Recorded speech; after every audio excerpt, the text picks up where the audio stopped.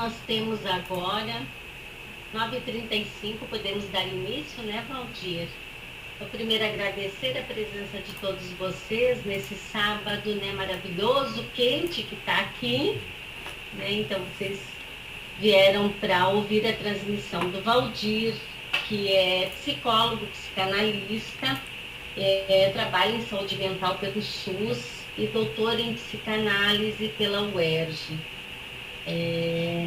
O Valdir vai, né, nos trazer esse curso sobre a clínica e a política a partir da teoria dos discursos. Então serão 6 encontros, esse é o primeiro encontro, e é um grande prazer tê-los conosco nesta manhã. O nosso curso inicia agora às 9h30, devemos ir por volta das 11, 11 e pouco. Então, Valdir, com você a palavra. Eu peço a todos que mantenham seus microfones fechados até o momento, né, da discussão, e o Valdir, então, vai dar mais encaminhamentos nesse sentido. Valdir, fique à vontade. Bom, mais uma vez, obrigado, Sônia. Deixa eu só abrir meu vídeo aqui. Pronto. Queria agradecer agora publicamente, junto aos demais, a acolhida que eu recebi dos colegas aqui do Fórum do Campo Lacaniano, né? E a oportunidade de estar aqui hoje falando para vocês desse assunto que é tão complexo quanto necessário, né, para a nossa prática de analistas, mesmo que sejamos, boa parte de nós, analistas ainda em formação. Então vejam, é sempre um desafio muito grande falar dessa teoria dos discursos em Lacan, porque ela pressupõe muitos conteúdos prévios, não é? Então aqui hoje eu vou tentar fazer um sobrevoo muito alto dessa teorização. Então hoje seria... Fechou agora? Fechou sozinho aqui. Bom, então vou retomar. A Sônia sugeriu que o microfone de vocês ficasse aberto, ou melhor, olhem só o meu ato falho, né? Ficassem fechados, mas o meu ato falho indica exatamente isso, que a gente perde, né, nesse modo de contato. Eu falei sobre essa teoria dos discursos algumas vezes, né, no modo presencial. Lembro aqui, e alguns estavam presentes, a vez que eu falei em 3 encontros em Presidente Prudente, não é? Eu estava me organizando para ir a Dourados também falar, e aí veio a pandemia e tivemos então que nos encontrar virtualmente, né? Há uma perda muito grande quando se trata de transmissão da psicanálise nessa modalidade, por um lado, né? Por outro lado, a gente consegue reunir pessoas muito distantes. Então sempre tem um lado de ganho e um lado de perda.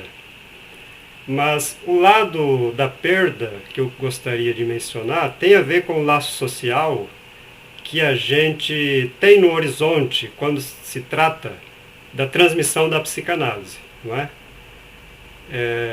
A interação com o público, ela é muito importante. Quando nessa transmissão a gente tem no horizonte um laço social que o Lacan chamou de discurso da histeria. Não é? Vamos dedicar um encontro apenas a esse modo de produção de relações. Não é? De modo que, por exemplo, aqui, nesse exato momento em que eu cometi um ato falho, né, eu perdi o contato com possíveis risos de vocês.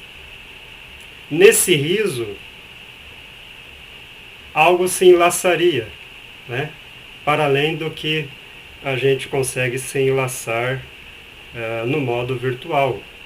Eu lembro, por exemplo, numa aula que eu dava na Unesp, à época do meu curso de mestrado, onde eu falava da teoria dos discursos para os alunos, e ao invés de dizer discurso do capitalista, eu disse discurso do socialista, né? E isso causou muitos risos na plateia, e esses risos foram aproveitados, não é? Então, se eu cometer lapsos aqui, vamos combinar. Me avisem se eu não perceber. Dessa vez eu percebi e pude utilizá-lo até para começar a dizer como é que o sujeito da psicanálise se apresenta, né? E atravessa o discurso pretensamente consciente, organizado, né, que temos. Essas 6 aulas, elas estão distribuídas. Eu coloquei a sequência para vocês. Então hoje se trata de um sobrevoo, como eu disse. Depois podemos, né, ao invés de fazer esse percurso de avião, podemos fazê-lo de forma terrestre. Essa é a minha pretensão. Bom, o Lacan, ele define discurso como, diz ele, essa coisa que se fixa através da linguagem. É por isso que para ele discurso é sinônimo de laço social. Mas há um detalhe que a gente tem que marcar, que é o seguinte: esse discurso enlaça todos nós, não é? Então, enlaça semelhantes, pequenos outros. Porém, não é? Esse discurso, ele se dá entre o campo do sujeito e o campo do outro.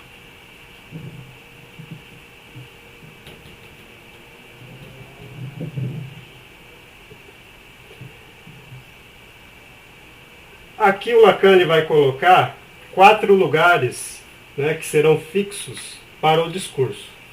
Então, o primeiro lugar, ele chamou de agente. Na verdade, esse é o segundo lugar. O primeiro é o lugar da verdade.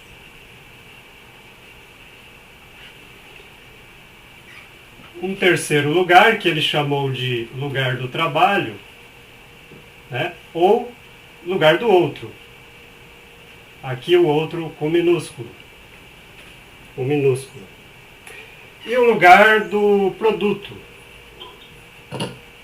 Ou seja, aquilo que é o resultado desse discurso. Vejam, não à toa ele usa algumas categorias, né, que são a de trabalho e a de produto, que nos remete necessariamente à teoria de Marx, né, que vocês veem que está aqui do meu lado, no cantinho, um bonequinho representando, né, nosso camarada.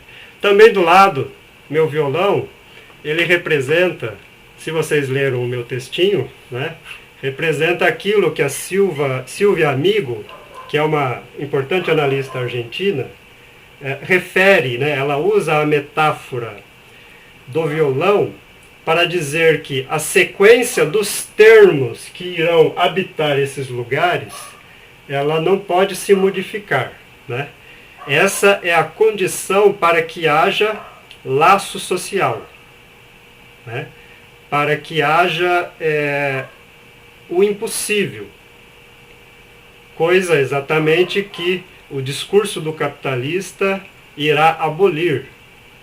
Então vejam, a gente se relaciona a partir de 4 discursos, porém, existe um discurso dominante que contamina cada um desses 4, né? E essa contaminação, ela implica em efeitos muito problemáticos. Por exemplo, para o exercício da própria psicanálise. Mas também para os outros 3 discursos. Então eu ia dizendo que a estrutura do discurso contém 4 lugares fixos. E, por esses lugares, vão passar certas letrinhas. Eu bolei aqui um pequeno instrumento de cartolina para mostrar para vocês que os lugares, né, dos discursos, eles são fixos. E o que gira por entre esses lugares são os 4 termos, né, da álgebra lacaniana. Então, a cada 1/4 de giro, vejam vocês, né? 1/4 de giro é 45 graus. A cada 1/4 de giro, temos um discurso. Então, mais 1/4 de giro, mais 1/4 de giro. Então, basicamente, esta é a estrutura do discurso. Discurso que é sinônimo de laço social.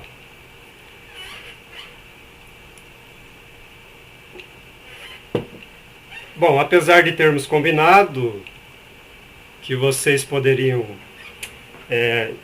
fazer interpelações, contribuições ao final da minha fala, eu gostaria de dizer que a qualquer momento da minha fala, porém não tanto, né, ao ponto de eu não conseguir falar, vocês podem me interromper, porque esta interrupção, ela é necessária, né, na medida em que ela operaria uma revolução de discurso.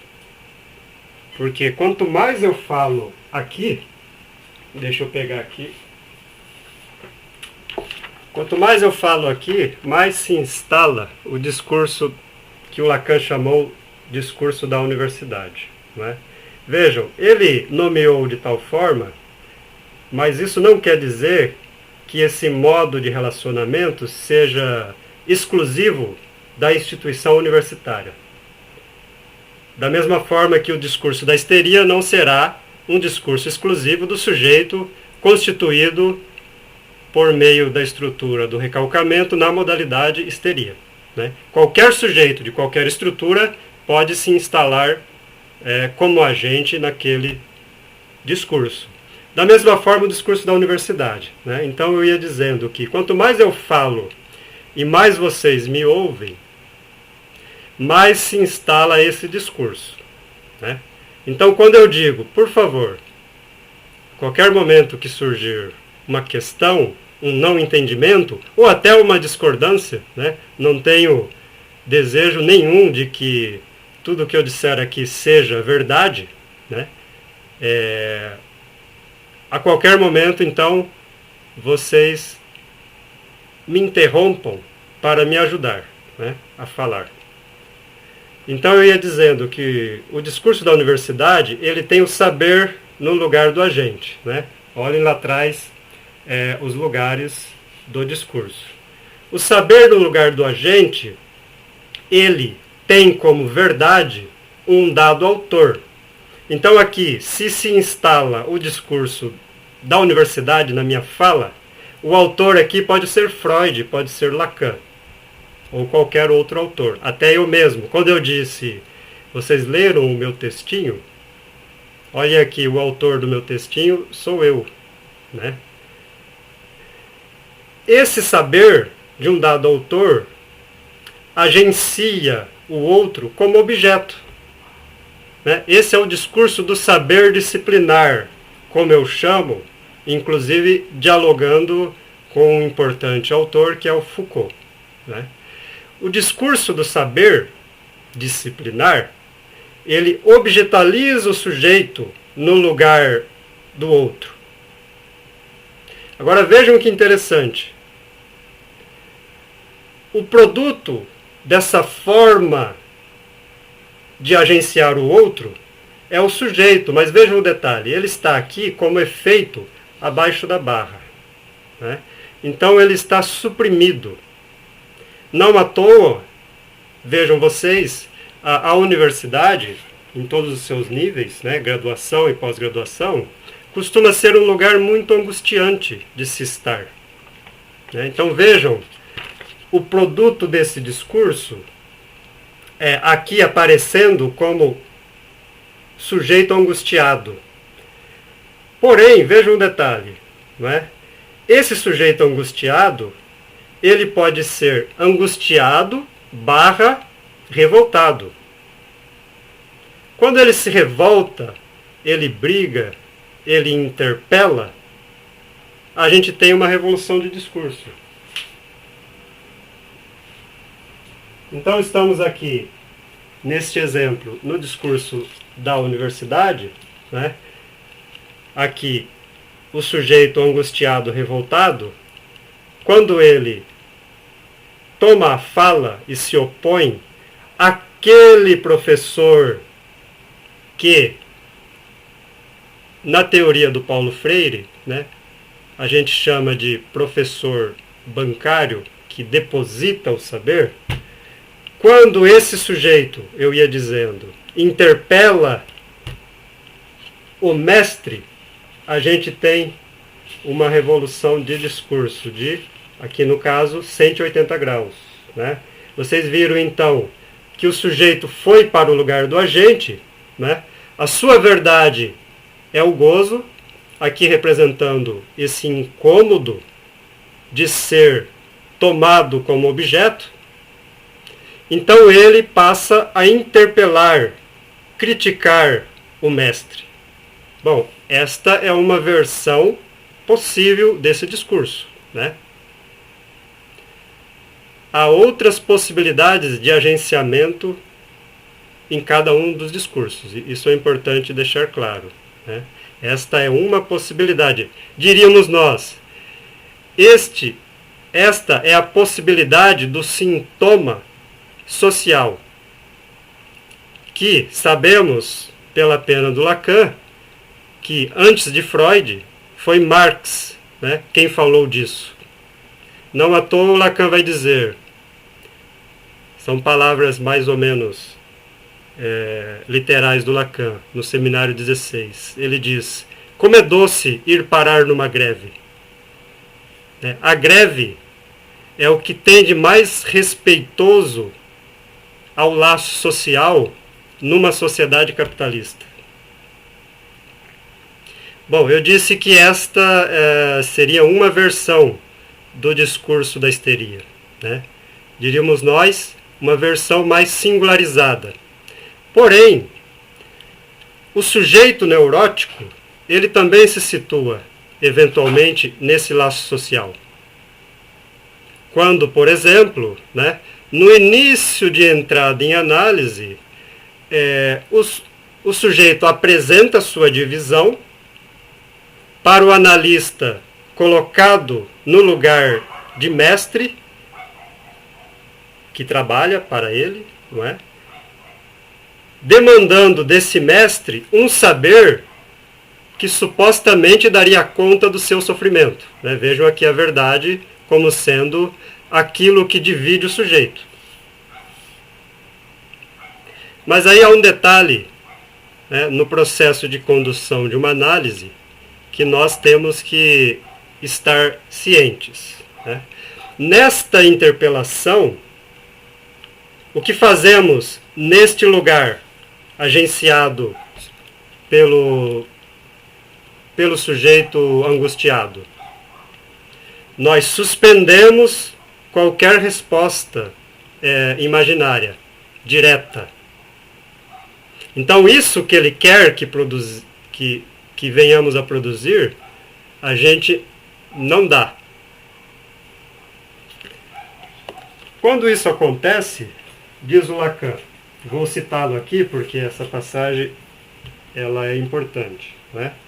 Ele diz nos escritos, o analista é aquele que sustenta a demanda. Então vejam, o analista ele continua sustentando essa demanda do sujeito. Bom, venha, continue. Até semana que vem. Como é isso? Como é aquilo? Como assim? O que é isso que você está me pedindo? Né?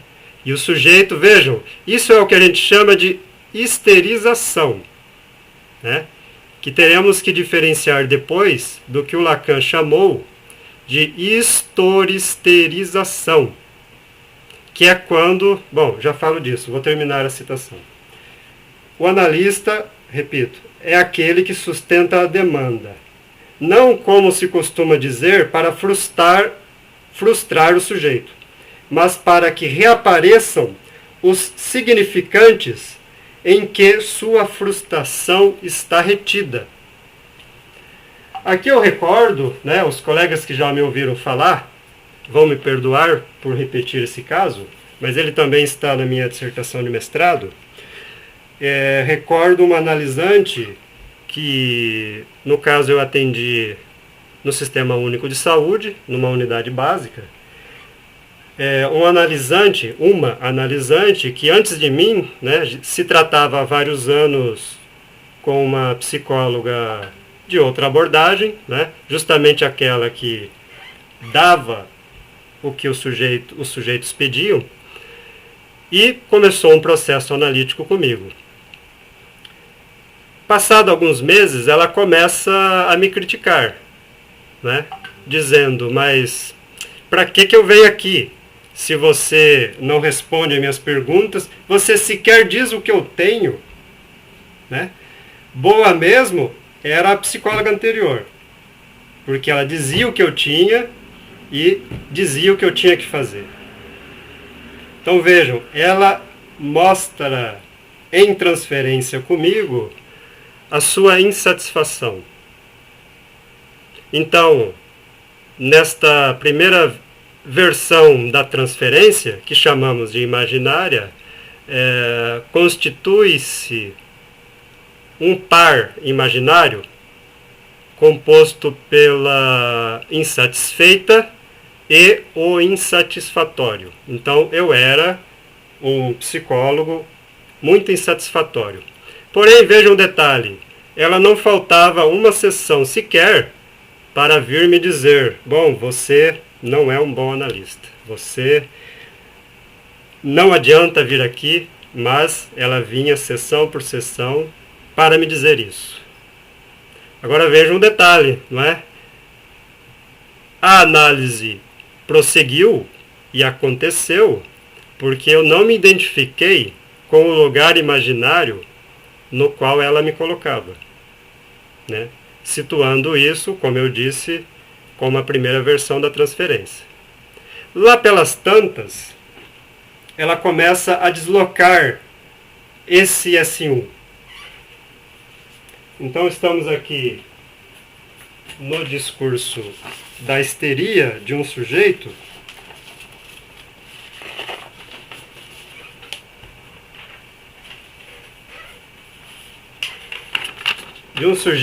que, como eu ia dizendo, colocava o analista no lugar do mestre.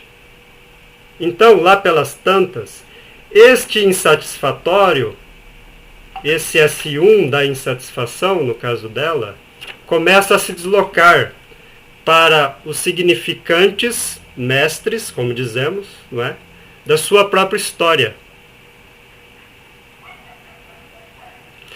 E quando ela começa, ao invés de me questionar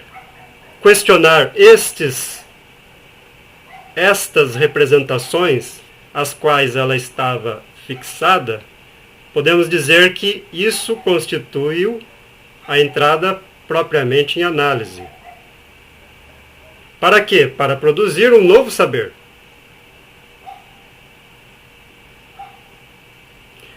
Isso é o que a gente chama, então, de historisterização do sujeito.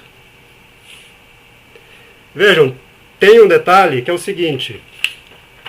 A gente diz que a análise se dá, sobretudo, no discurso do analista, do qual eu já vou falar. Porém, eu tenho que dizer que o discurso do analista, propriamente, ele se instala de forma evanescente, de modo que, na maior parte do tempo, o sujeito está no discurso da histeria, questionando os seus S1s. Então agora eu vou usar a lousa para falar deste que seria o horizonte de uma análise, repetindo, que advém em momentos bastante pontuais desse processo, né? Nesses momentos pontuais, temos aqui... Valdir, Sim, posso perguntar? claro. A historização, é isso mesmo, né? Historisterização. Lacan, ele aglutina história com histeria. Ah, tá. É o deslocamento do S1 para a produção de um novo saber, é isso mesmo? Sim, é isso que eu vou explicar agora, né? Tá, joia. É nesse sentido de que esse S1, é importante sua questão, vejam como revoluções de discurso me ajudam a falar um pouco melhor, né?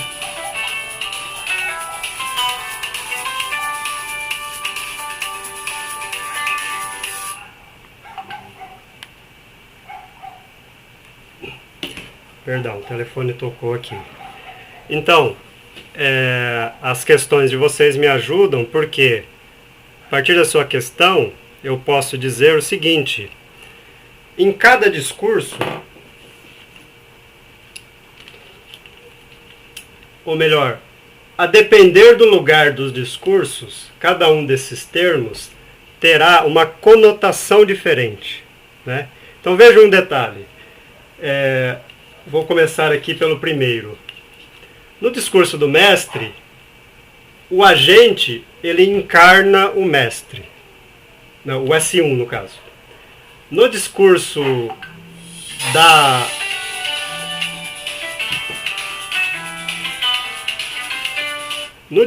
histeria, também é o mestre no lugar do trabalho. O S1 encarna o mestre, né? São projeções nos semelhantes. No discurso da universidade, também. Aqui é o mestre autor no lugar da verdade. Porém, o único discurso no qual o S1 não encarnará alguém é o discurso do analista. Esse S1 será, como diz o Lacan no Seminário 20, esse-un. Né? Em francês, quando se diz esse um, o som, né, é igual a enxame. Então ele faz esse jogo de palavras para mostrar exatamente isso que eu ia dizer agora.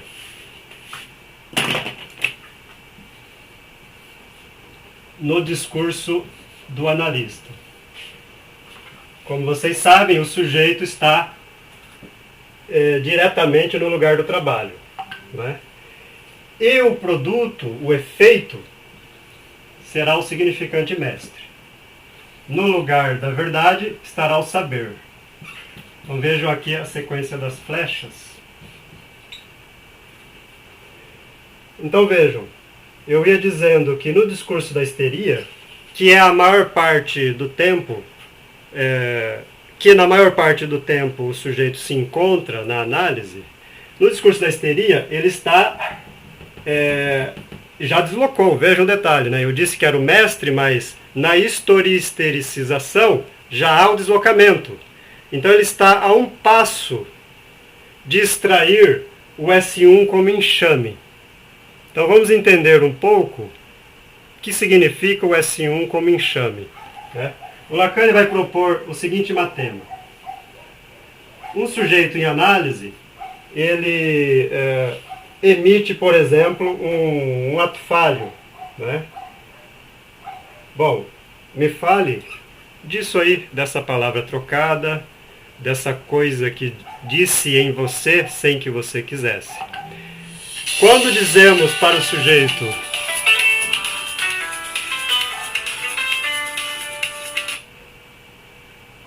Vou desligar isso aqui, gente. Perdão.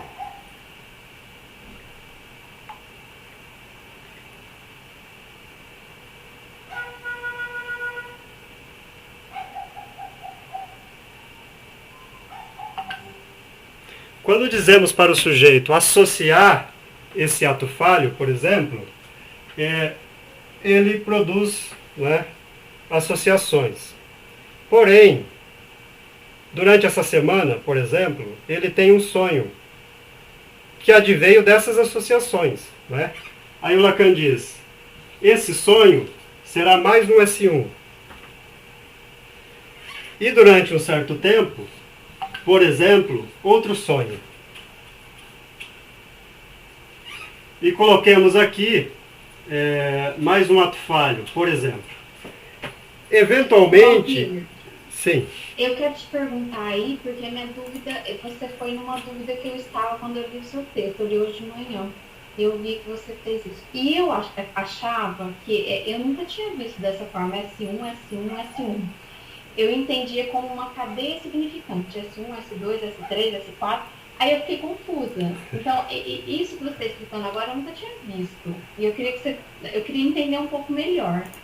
Mas veja o detalhe, você não está errada.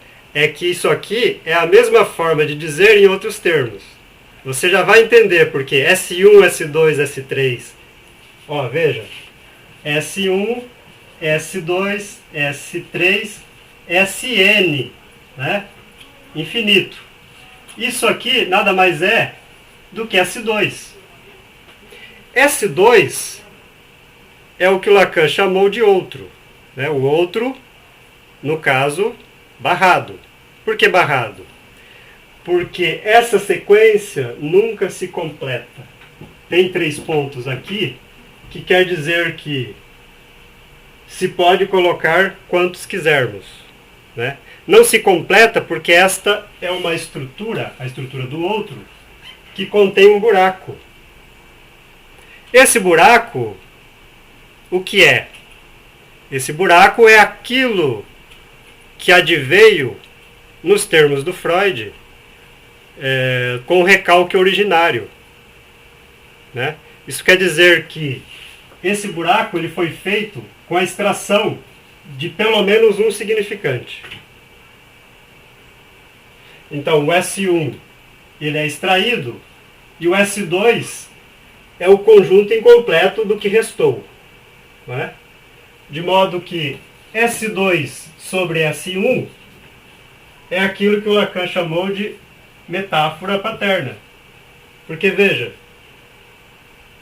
é quando esse primeiro significante, que no primeiro momento representou o outro que completava o sujeito, é quando este primeiro significante é metaforizado. Isso aqui é uma metáfora, né? Vejam, a gente pode permutar metaforização por dialetização. O que é dialetizar aquilo que o Lacan chamou de desejo do outro, né?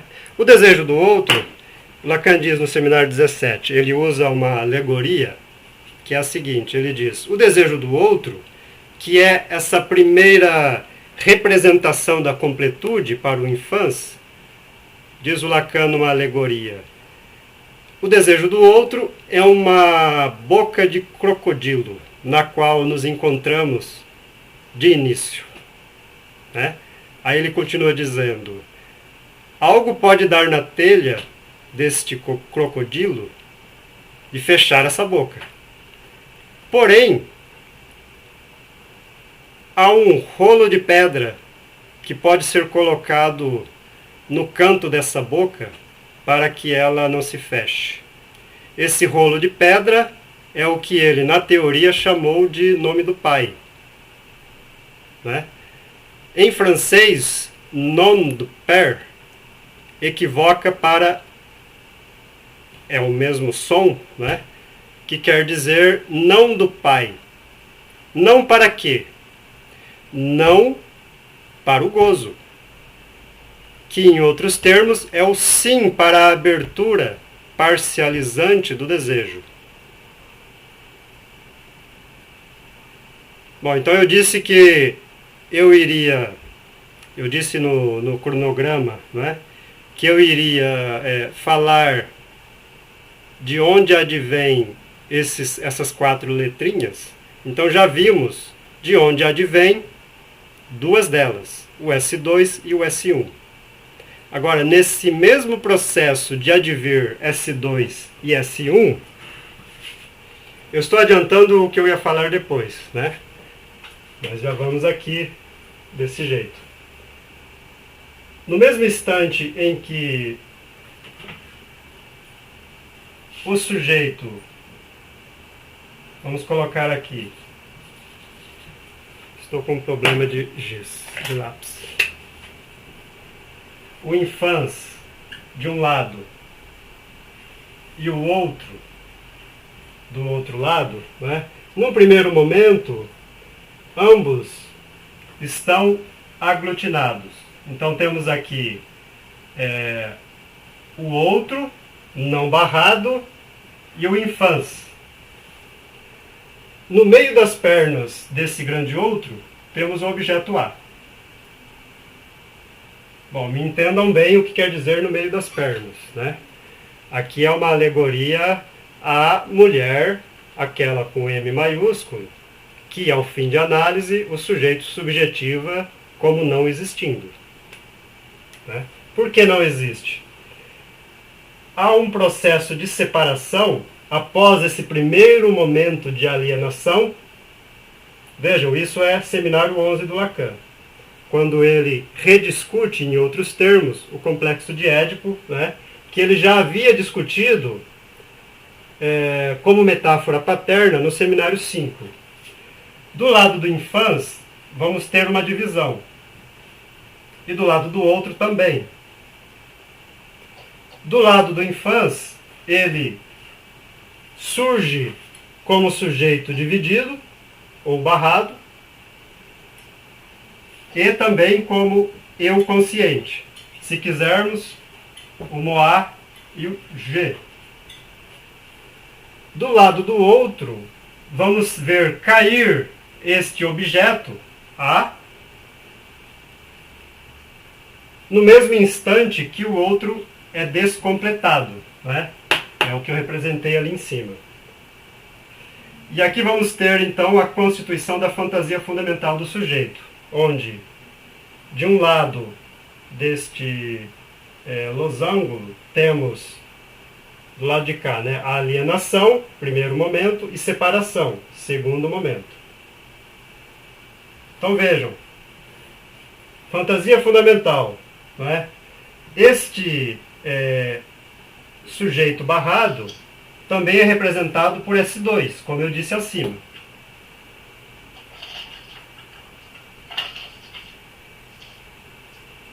E o significante que vai representar momentaneamente o sujeito será o S1, justamente este que foi recalcado originariamente no processo de constituição do sujeito.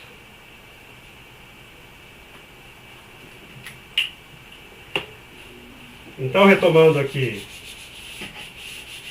o discurso do analista, que se dá em pequenas passagens do discurso da histeria, quando ele, discurso da histeria, está no modo historistericização, no discurso do analista, nesses momentos pontuais, o analista aparece como agente, mas vejam, esse A aqui é o que o sujeito projeta no analista, né? Daí a menção do analista como sendo aquele que faz o semblante desse objeto que o sujeito nos transfere.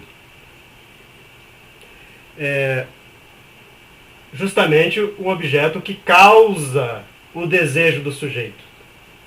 Eu costumo sugerir permutarmos desejo por diferença, né? Porque desejo é a própria capacidade do sujeito diferir ao longo da vida, né? Constantemente. Então, por isso que desejo, quando ele está no modo singularizado, é diferença. Então, o sujeito agenciado pelo objeto A, causa da diferença, O sujeito, no lugar do trabalho, produz. Ele extrai aqueles significantes recalcados ao longo do seu processo de constituição. Né? São os significantes da alienação. Agora, isso num primeiro grande momento da análise, né? Que se dá por meio desses recalcamentos. Porém, um processo analítico, ele chega num dado umbral, num dado local, onde daí em diante esses significantes não serão mais desrecalcados. Eles terão que ser significantes absolutamente novos. Aí a gente já começa a entrar, não é, no que chamamos de estilo do sujeito, que configurará a sua diferença mais radical, em termos singulares. Mas voltamos aqui à explicação que eu estava dando deste tema do enxame. Então eu estava dizendo que o sujeito em análise, depois daquele processo inicial, onde manejamos essa transferência que era, na verdade, demanda de saber e poder. Vejam que interessante, né? O sujeito neurótico, comumente, ele só repete conosco, inicialmente, em análise, aquilo que ele vive na sociabilidade comum, como dominante. Né? O discurso do capitalista, ele é estruturado a partir do autoritarismo, onde o sujeito é falado a todo momento, né? E ele é ordenado a todo momento. Esse modo de produção, ele tem uma característica que é a de pouco dar margem para a circulação dos discursos. Então, vejam, o modo de produção capitalista, ele costuma se dar num pequeno deslocamento de discurso que fica entre discurso do mestre e discurso da universidade. Tá? Eventualmente temos alguma passagem ao discurso da histeria, né? E ao discurso do analista. Há muito pouco espaço para a psicanálise, se quisermos colocar nesses termos, né? E para a crítica social, que sabemos que foi com Marx onde a crítica foi mais longe. Esta é uma hipótese, inclusive, do Louis Althusser, quando ele propõe, né, o que ele chamou de retorno a Marx, inspirado no próprio Lacan, que precisou, no seu campo, retornar a Freud. Porque tudo aquilo que aparece como crítico do modo de produção tende a ser asepsiado. Né? Na psicanálise, desembocou na psicologia do ego, que foi a psicologização da psicanálise. No campo da crítica social, do materialismo histórico, desembocou no stalinismo e outros ismos. Né? Salvo aqui observações importantes sobre o stalinismo, que talvez abordaremos na última aula. Será preciso algumas matizações para falarmos disso também. Né?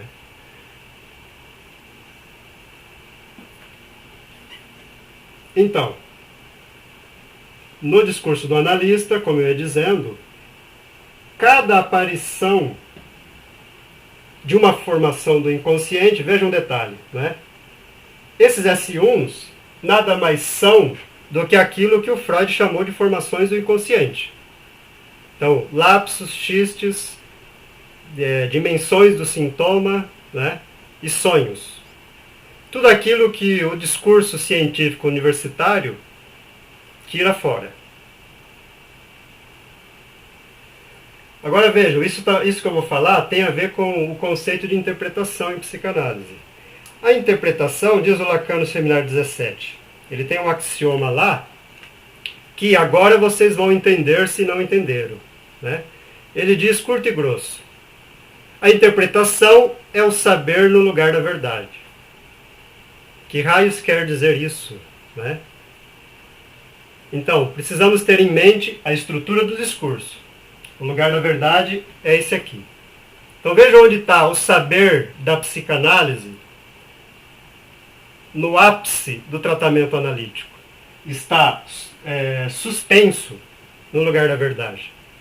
Isso quer dizer que a teoria da psicanálise não é aplicada no sujeito. Porque se isso acontece, o S2 vai para cima, né? O objeto vai para o lugar do trabalho. E temos o discurso da universidade. E aí é a via oposta da psicanálise. O saber no lugar da verdade, do lado do analista, quer dizer que ele atua como semblante, ajudando o sujeito a associar para que ele produza ou desrecalque os significantes aos quais ele se alienou ao longo da análise. Isso do lado do analista. Quer dizer que ele suspende tudo que ele sabe. Lacan chamou isso de ignorância douta, que é um saber não saber pelo outro. Né? Este é o princípio do poder do analista na direção do tratamento. Vejam aí, vocês têm o nome de um texto importante do Lacan. Do lado do sujeito, esse S2, ele será esse aqui, ó.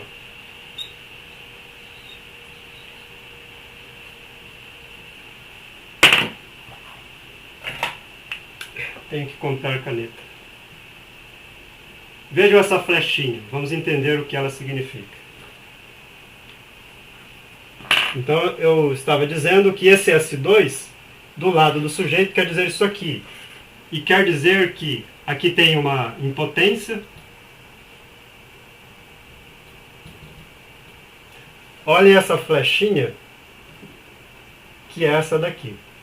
Quer dizer que a junção, vejam, esse S1 último aqui, eventualmente, ele opera como o que chamamos de ponto de basta. É um basta temporário. Esse ponto de basta, ele quer dizer que a junção por retroatividade de todos esses significantes anteriores, a partir deste que representou o ponto de basta, essa junção ela intervém no conjunto completo dos significantes do sujeito e isso opera uma redução do sofrimento. E aí então fechamos os parênteses aqui, ó. São 3.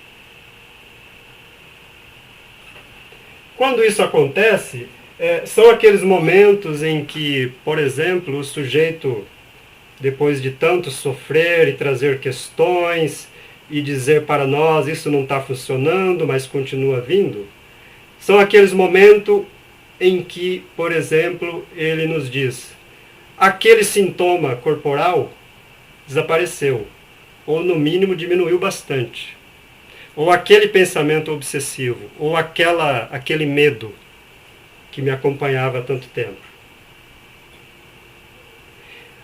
É um ponto de basta dessa sequência fervilhante, como diz o Lacan, de significantes que o sujeito pode ir desrecalcando. Isso é a própria cadeia de significantes, né? Onde cada um desses sujeitos, vejam o detalhe, o Lacan define o sujeito como representado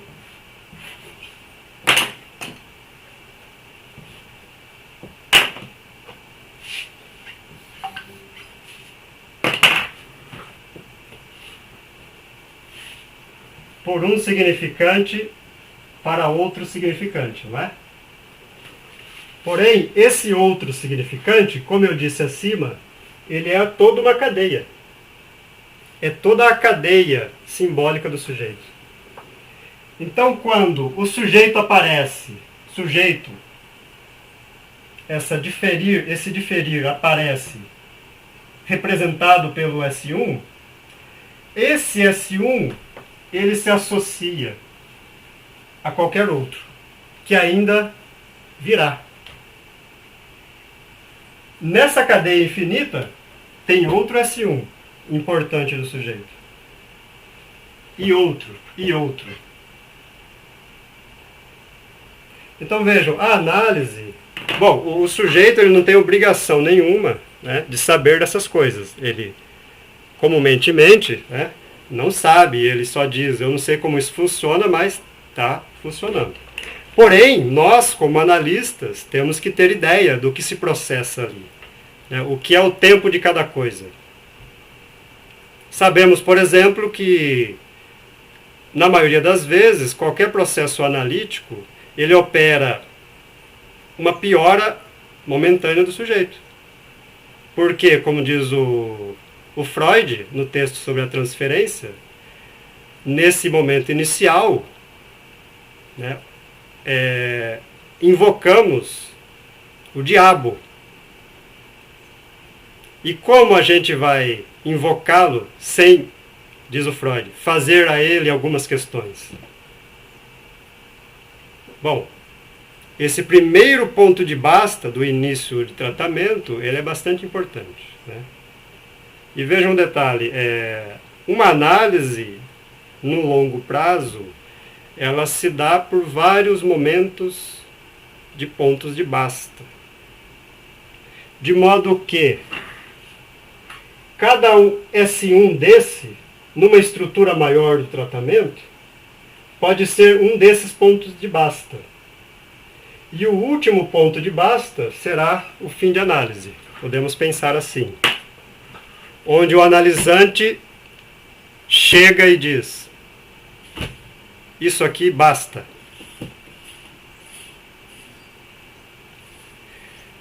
Bom, eu havia preparado bastante coisa aqui, só para concluir. Você já fala.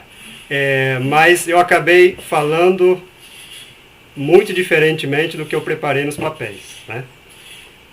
Geralmente costuma ser um pouco melhor do que... costuma ser melhor estericizar do que obsessivar a fala. Diga. Vamos passando então para um segundo momento de questionamentos, contribuições e críticas também de vocês, né? Lembrando aqui, Paulo Freire, que diz... E esse é um princípio radicalmente democrático para ele. Ele diz, eu posso discordar veementemente do que você diz, mas defendo até o último minuto o seu direito de dizer. Então vejam se, essa é uma hipótese que eu vou trabalhar quando eu falar do discurso da histeria, vejam se não foi, bom, se foi Marx que inventou o sintoma, diria eu, foi Paulo Freire que inventou, antes de Lacan, o discurso da histeria. Avant la lettre, né? Antes que existia o conceito, ele já falava disso de outro modo.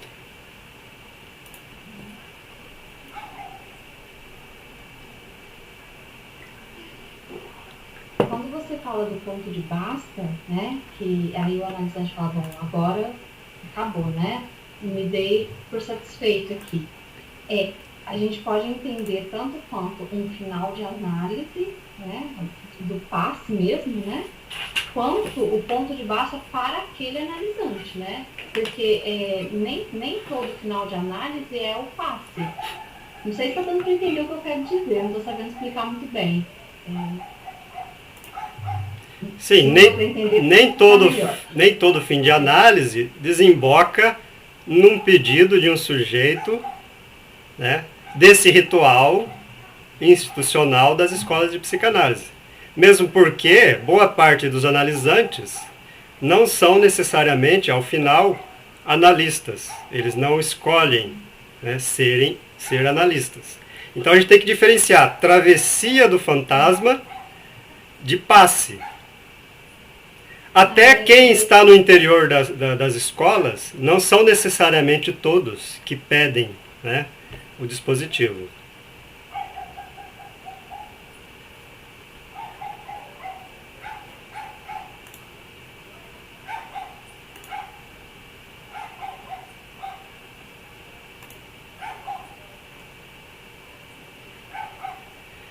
Então, poderíamos dizer, Valdir, que nem todo final de análise produz um analista.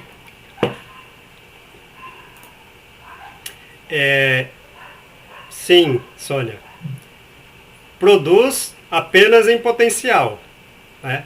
Vai ser consequência ou não da escolha do sujeito tornar-se analista como ofício. Uhum.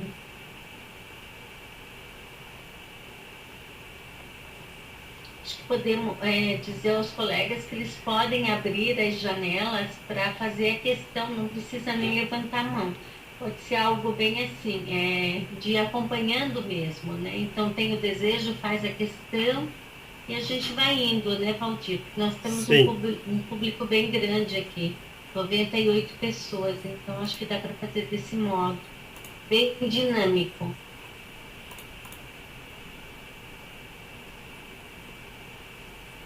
Bom, podem ser questões, alguma parte que queria entender melhor, podem ser contribuições, discordâncias do que foi apresentado, fiquem à vontade.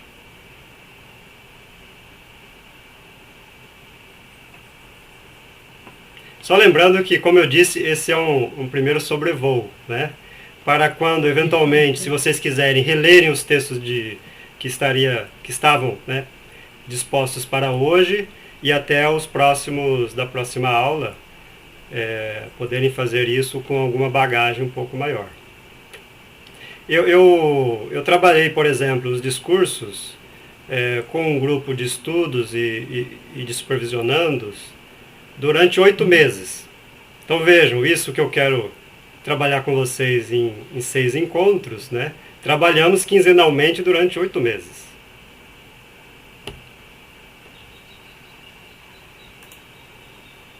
Ô, Valdir, a Laís está sem microfone, mas ela pergunta, a historicização corresponderia a uma retificação subjetiva?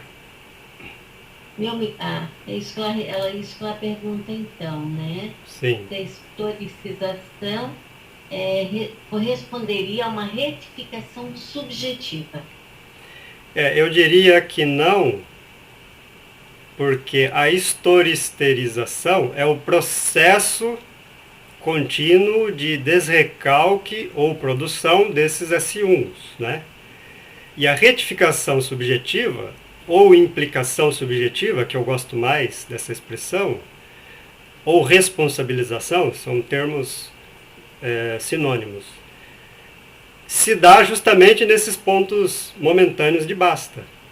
Ali algo gira para o sujeito, né, que ele toma posse de algo que era apenas uma resposta alienada do outro. Então ele se implica, por exemplo, onde ele se desimplicava. Né? O exemplo clássico é a da neurose histérica, onde o outro é culpado. Eu não tenho nada a ver com isso que ele fez para mim. Claro, também não é desresponsabilizar totalmente o outro. Né? Vejam, tem um detalhe nessa máxima freudiana, que está nos estudos sobre histeria, né, que é muito conhecida, que ele diz: qual é a sua parte na desordem da qual você se queixa? Vejam o detalhe, qual é a sua parte? Quer dizer que tem parte do outro.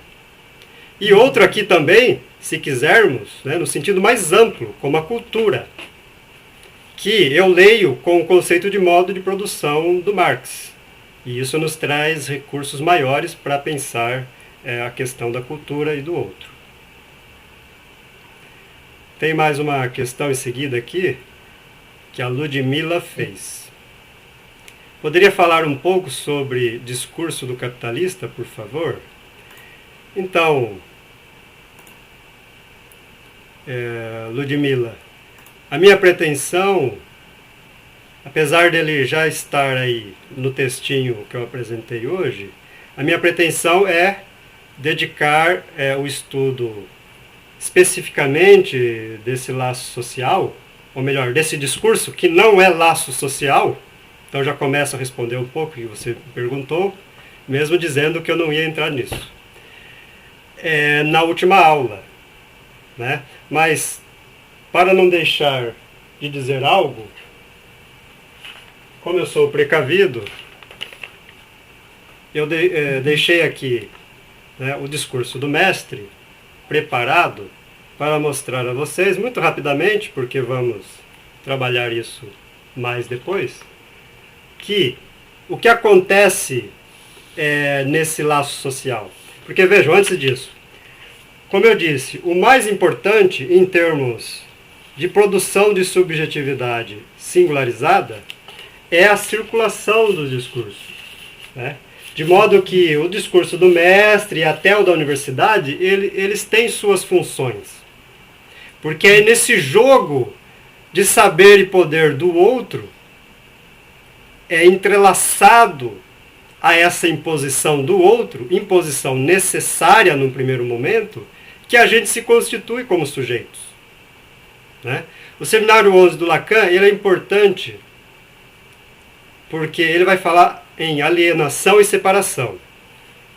O conceito de alienação em Lacan, ele até pode ter algumas ressonâncias com o conceito de alienação em Marx, mas ele não se reduz, um não se reduz ao outro. O conceito de alienação em Lacan, ele tem uma especificidade necessária. Porque vejam, só podemos nos desalienar de algo se inicialmente há algo, se algo se estabelece. Né? Então, quando os agentes da subjetivação primária agem sobre um sujeitinho que está se estruturando, esses agentes precisam limitar as pulsões desse sujeitinho para que ele ingresse no mundo da coletividade. Isso é uma imposição de poder e saber. Claro, há formas e formas de fazer isso, né? Sabemos que o excesso nessa forma carrega consequências muito difíceis, muito complicadas. Porém, agentes da subjetivação primária muito licenciosos, né, muito abertos para as manifestações de prazer iniciais da criança, isso também carrega problemas muito complicados para o sujeito.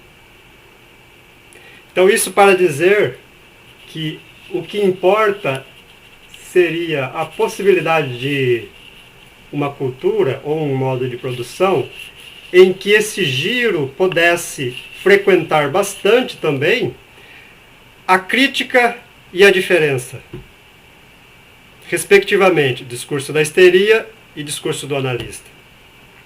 Também um detalhe que talvez tenha ficado claro no meu texto, se não ficou, deveria, é o detalhe de que o discurso do analista, ele, estritamente falando, não é privilégio apenas do processo analítico.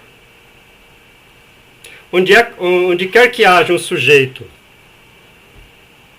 produzindo no mais alto grau das suas possibilidades a sua criatividade, a gente tem um sujeito no discurso do analista. Bom, ao fim de análise, né, a gente espera que o sujeito diminua inibições, sintomas e angústia e ganhe, em troca disso, né, aquilo que o Freud diz que são criações individuais e coletivas. Então ele se recoloca no laço social de uma forma inédita. Bom, e haverão aqueles que não precisaram de uma análise para fazer isso. Alguns fazem isso e eventualmente tem alguma pequena dificuldade, pode parar numa análise, né?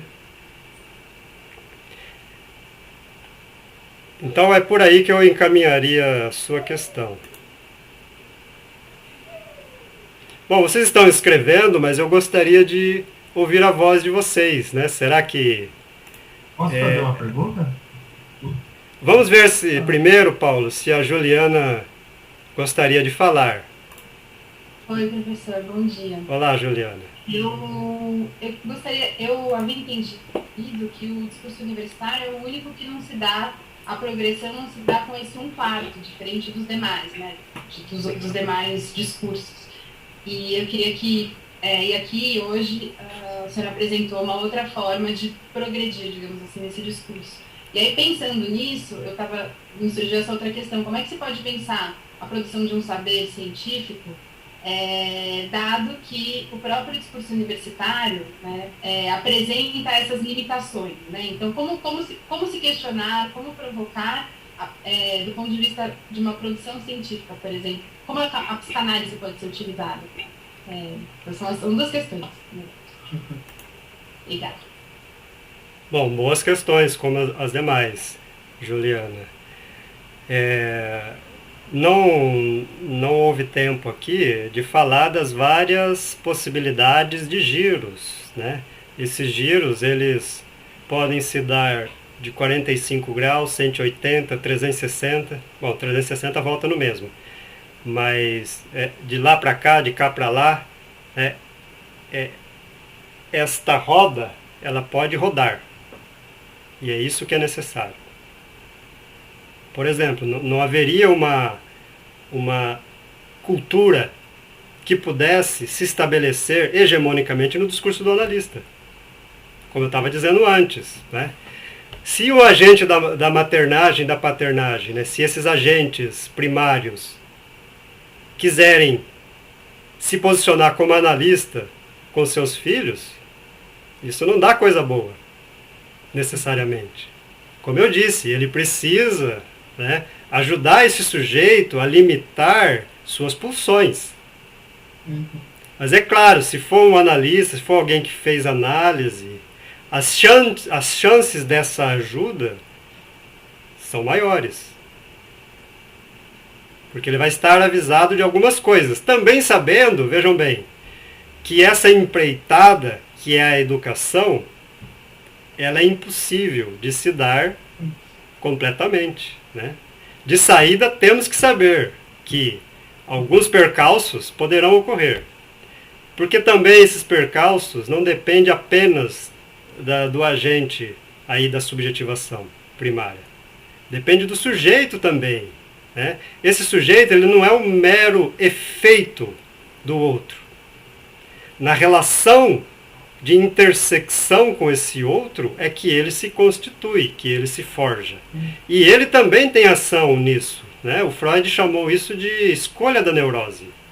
Há algo de escolha, sempre inconsciente nesse processo inicial, no tempo de vir a ser sujeito.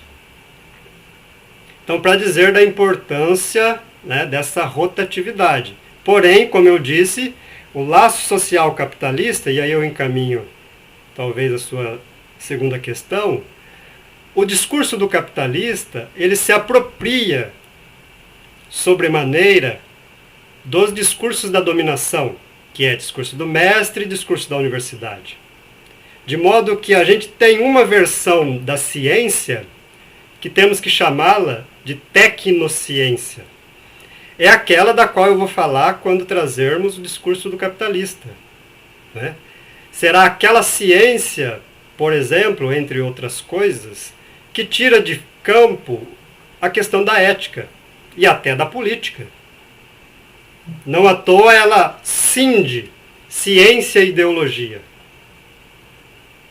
Como quem diria, eu não sou ideológico, eu não faço política, eu faço ciência. O risco disso é a gente cair no totalitarismo. Bom, também teremos que matizar bastante esse conceito de totalitarismo, porque ele ronda, inclusive, a própria psicanálise. Ronda em que sentido? Há um outro a ser evitado, porém, não se pensa quem faz o discurso sobre esse outro. Quem faz o discurso sobre esse outro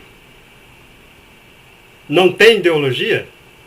Então, quem demoniza, por exemplo, as experiências socialistas do século passado, que, a despeito de ter tido nelas atrocidades, né, isso é um fato, quem teoriza elas como aquilo a ser demonizado, costuma não teorizar o que tem de totalitário na própria estrutura desse discurso, que é o liberal.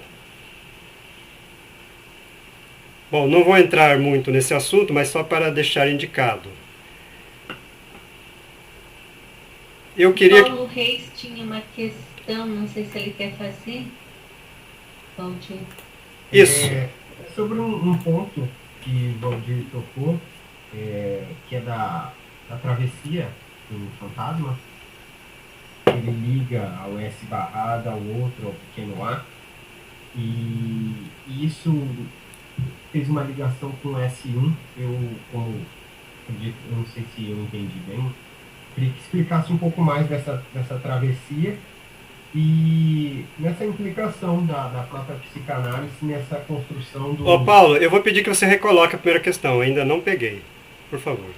Sobre a questão da travessia da fantasia, do S barrado e o pequeno A, que você fez essa ligação do infância com o outro, e uma relação que você construiu com o S1 e com a produção do discurso do analista. Eu não consegui captar ali bem essa questão que você colocou e pensar um pouco dessa relação da psicanálise nessa construção aí do nome do pai, né, no contemporâneo. Grato, Paulo. Obrigado. Vejam como são as coisas.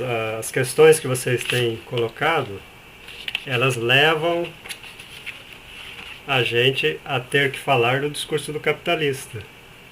Não é? E mostrando também que o discurso do capitalista, se o discurso do mestre é uma espécie de avesso do discurso analítico, o discurso do capitalista, que é uma potencialização do próprio discurso do mestre, ele é mais avesso ainda ao discurso analítico. Se quisermos também nos termos do Marx, né, ele é o mais avesso ao trabalho no modo arte. O trabalho no modo capitalista de produção, ele não é o desse modo arte. Ele é o modo alienado. E essa alienação do trabalho, ela afeta diferentemente cada sujeito em cada classe social, né? Essa alienação ela é brutal no proletariado e nos excluídos do trabalho, que são os subproletariados, e ela é relativa no caso nosso, como trabalhadores de classe média.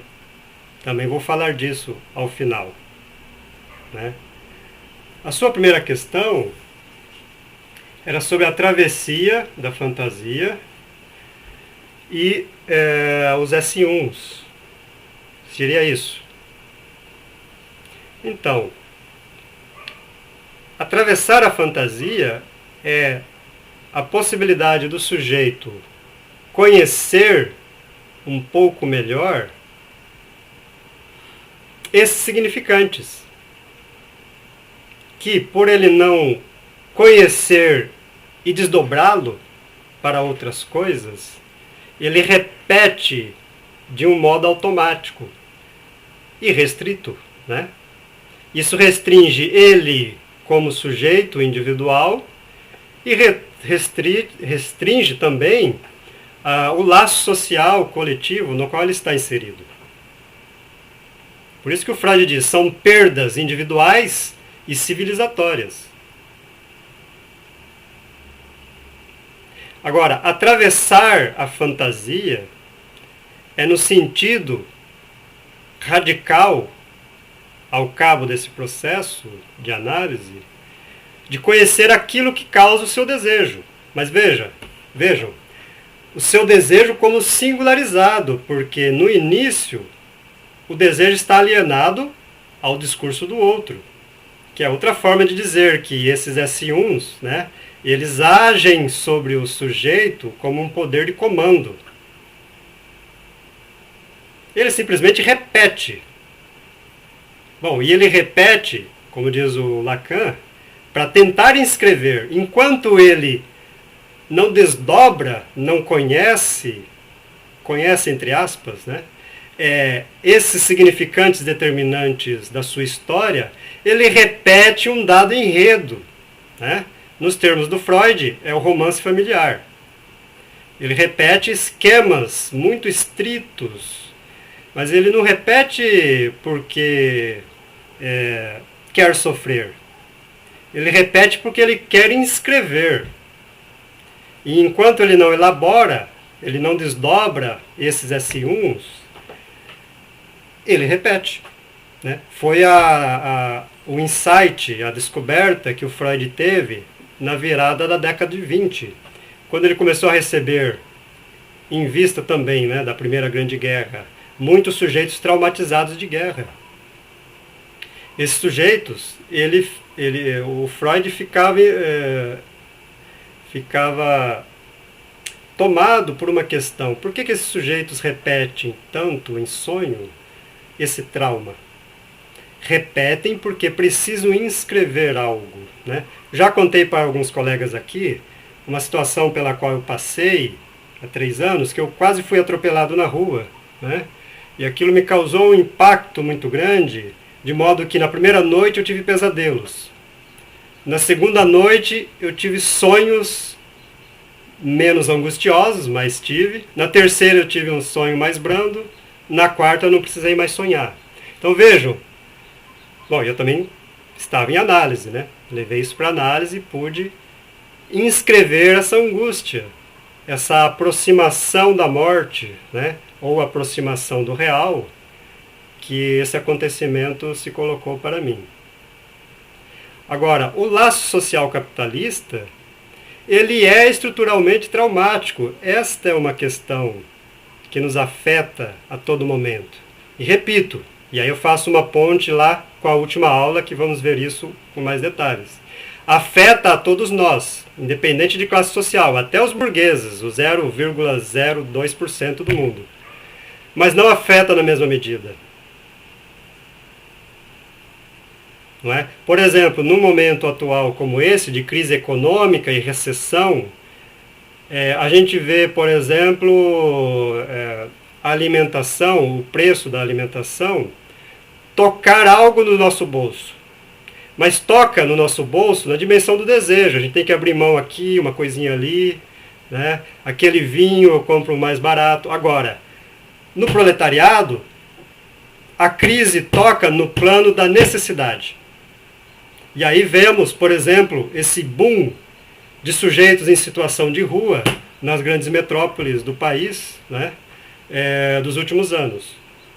Então, repito, esse laço social, que é estruturalmente traumático, porque ele não tem abertura para a singularidade, para o discurso do analista, em outros termos, para um modo de vida mais artístico, né, onde teríamos um cuidado de si, para usar outra categoria importante de um outro autor, ele afeta todos nós, mas não na mesma medida, em termos das classes sociais e até, temos que dizer, né, particularidades sociais. Não é a mesma experiência ser mulher e ser homem no capitalismo, ser branco, ser negro ou ser índio, né? Ter um exercício de sexualidade dito normal ou ter um dito desviante, etc. Então aí é a relação entre exploração econômica, que tem a ver com classe social, e opressões sociais, que tem a ver com marcadores sociais específicos. De modo que podemos ter um sujeito proletário, negro, mulher, homossexual.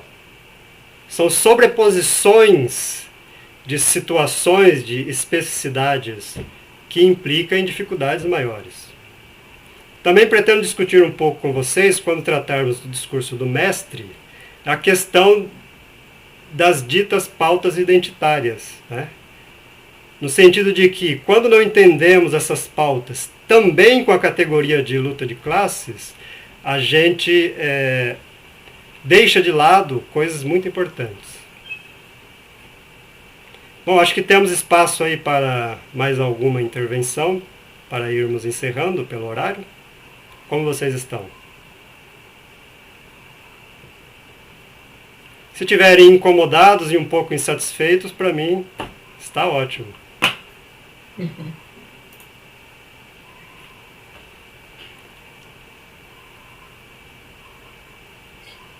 Incomodados com as próprias questões, né, Valdir? Oi, Linete. Sim. Que você suscita a partir da fala, a partir das explicações. Eu, por exemplo, fiquei bastante, não incomodada, mas um pouco pensativa com relação a essa coisa da travessia da fantasia, que tem a ver com o conhecimento desses significantes recalcados, tem a ver com implicar-se nos seus significantes, né? se responsabilizar por eles. E o que mais me chamou a atenção é implicar-se em novos significantes. Eu não sei se isso é realmente possível. Como é que é a tua visão com relação a isso? Porque parece que no momento que você se implica nos seus significantes, você meio que encontra aí um nicho de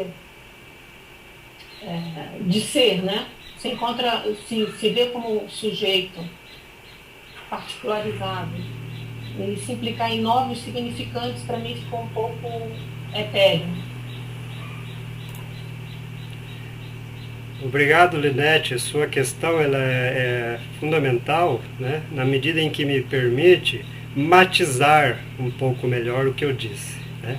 Matizar, vocês sabem, é, no dicionário, trazer nuances a mais, né? Podemos dizer também dialetizar um pouco o que foi dito muito rápido. De fato, né, esses novos significantes, estritamente, não são tão novos, apesar de serem também, né? Quando a gente trabalha com o binômio alienação e separação do seminário 11 do Lacan, a gente entende que esses novos, ou ditos novos significantes, eles têm ainda relação com o outro, com os significantes do outro, né? Existe uma marca de traçunário que, vejam, o que acontece? Separação, nesse caso, a gente pode ler também com o conceito da dialética, e o Lacan faz isso, né? Que é a Aufhebung, no alemão. Há várias traduções, uma delas é suprassunção, outra é subsumir, né? Que quer dizer suprassumir esses significantes iniciais. Quer dizer que esses ditos novos significantes, apesar de serem novos, eles ainda contêm algo daqueles significantes originários. Posso dar um exemplo para vocês, que é o exemplo de caso próprio, né? O melhor caso, a melhor discussão de caso é o relato de passe, vocês sabem, né? Porque é o próprio sujeito falando de si mesmo. Da mesma forma que os melhores sonhos interpretados por Freud na interpretação dos sonhos são os sonhos dele, né? Então, eu posso dizer, né, depois de um bom tempo de análise, por exemplo, entre outros, que quem conhece a minha história um pouco sabe que eu advim como sujeito do proletariado, né? E antes de ingressar na universidade, eu trabalhei por volta de 7 anos, então eu entrei na universidade com 22, e trabalhos proletários, né, são aqueles tipos de trabalho onde você é só um corpo a ser usado, né?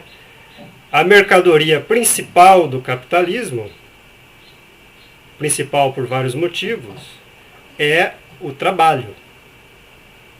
Por isso que existe um mercado de trabalho, né? O trabalho em si, ele não só é a mercadoria importante, como é dela que se extrai o valor. A mais-valia é isso. É aquilo que é extraído na base. E quem faz o trabalho da base são os proletários. É por isso que a teoria do valor, ela implica em consequências bastante importantes, inclusive para pensar a questão do pagamento em análise, né? E aquilo que é complexo se complexifica muito mais. O Lacan tem uma frase, porque ele leu bem o Marx, né? Nos escritos ele dizia que a época em que ele trabalhava no hospital, fazia relatos, né, de casos lá, ele andava pelos metrôs de Paris com o Capital debaixo do braço, né? Então ele diz no Seminário 17, por exemplo, que o rico, ele compra, mas não paga. De modo que, por espelho, a gente pode entender que o proletário, ele paga com o corpo e com a vida na base, né? E não compra, incluindo sessões de psicanálise, no modo mais típico de exercício da psicanálise, que é o consultório liberal, né? Esse é um problema estrutural, não é um problema moral entre nós, né?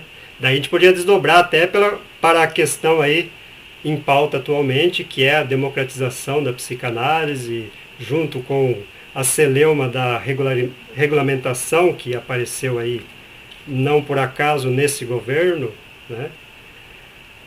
Para chegar aí, então, no que eu ia dizer, no meu exemplo próprio, que quando eu trabalhava nesses trabalhos, inicialmente era trabalho de boia fria, depois foi trabalho em fábrica, tinha um dizer da minha mãe que eu cresci ouvindo, porque ela dizia para o meu pai, né, que a função da mulher proletária, no modo mais típico, é a da dona de casa, que prepara a marmita, que prepara, né, tudo da casa, e o pai, que é um patrão em miniatura, possa trabalhar. E ela sempre dizia para o meu pai, levanta, porque é difícil levantar, né, com tanto trabalho pesado. Levanta, tem que ter opinião para levantar, né, e seguir. E quando eu me tornei, durante um tempo, um trabalhador desses, ela também me dizia, né? Em análise, para mim, isso se desdobrou de outra forma, né? Então esse S1 do meu processo analítico, levanta, tem que ter opinião, se desdobrou no meu processo de formação intelectual / trabalho, né? Não separando trabalho de reflexão sobre o trabalho. Então fui ter opinião. Então vejam um exemplo do que é um significante desrecalcado em análise, do qual eu pude me separar. Separar no sentido de suprassumir. Suprassumir, na dialética, quer dizer que algo...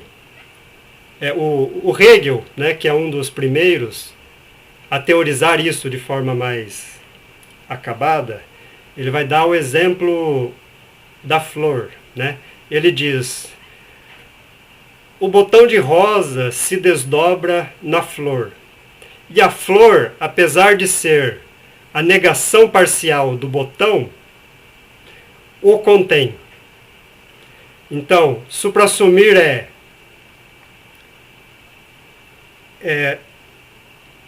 suprimir uma parte, conservar outra parte, que será elevada. Se quisermos, né, será sublimada. Então, dizendo novamente e diretamente, não são exatamente novos significantes aleatórios.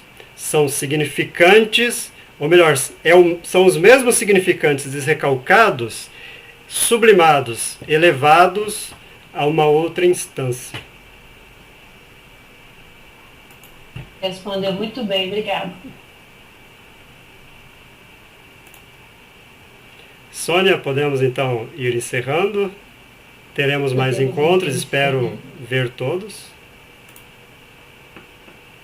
Sim, então vamos encerrando. Foi um encontro maravilhoso que tivemos, Valdir, as pessoas muito contentes, né, com a sua transmissão, uma transmissão generosa, acima de tudo, né, clara, concisa, onde nós nos sentimos tão envolvidos mesmo. Eu mesma aqui fiquei cuidando aqui dos que caíam, né, em conexão e voltavam, né, para a sala, mas também aqui querendo pegar um pouquinho de tudo. Então, o Fórum agradece imensamente a tua transmissão, né? Ficamos muito felizes também com a participação de todos os colegas. Tivemos uma manhã muito frutífera, foram quase 100 participantes, né? Nossa, quantos colegas que vieram aqui, né, para ouvi-lo e para estar, né, nessa manhã conosco.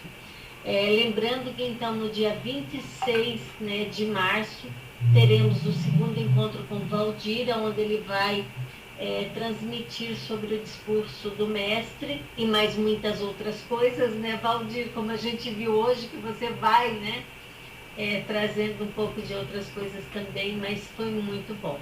Então, a senha e o ID vai ser o mesmo, tá? Então, vocês podem manter essa senha e ID que vocês já entraram hoje, e vai ser o mesmo, apesar que o flyer vai estar sempre, né, nas nossas plataformas. Eu vou deixar o meu número aqui para quem sentir necessidade de tê-lo, caso vocês percam ou queiram alguma outra informação sobre o nosso fórum, o mesmo sobre, né, os nossos próximos encontros. Serão 6 encontros, tá? Então, está aqui para todos que quiserem, então, guardar. E assim, agradecendo muitíssimo, que vocês tenham um ótimo final de semana, um bom descanso, porque a nossa caminhada é longa, né? Muito trabalho, então a gente precisa trazer a criatividade no final de semana e descansar um pouco para ela durar a semana toda. Então é isso, gente. Muito grata, Valdir. Eu só queria aproveitar a sua fala para dizer que somente no exercício de tentar, apesar das grandes dificuldades, estar no trabalho arte é que a gente acorda sábado de manhã para trabalhar, né? A gente não foge do trabalho apenas quando ele permite expressarmos a nossa singularidade. Então, mais uma vez agradeço a interlocução e nos vemos na próxima. Obrigada, Valdir. Grata.